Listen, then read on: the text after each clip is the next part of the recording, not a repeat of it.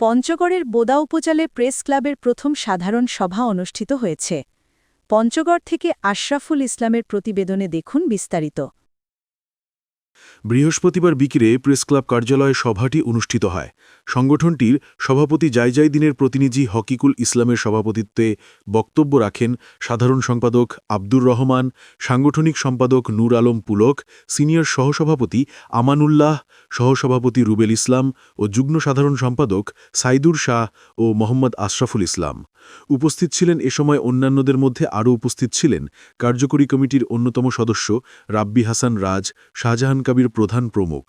সভায় প্রেসক্লাবের বিভিন্ন কার্যক্রম ও ভবিষ্যৎ পরিকল্পনা নিয়ে আলোচনা করা হয়।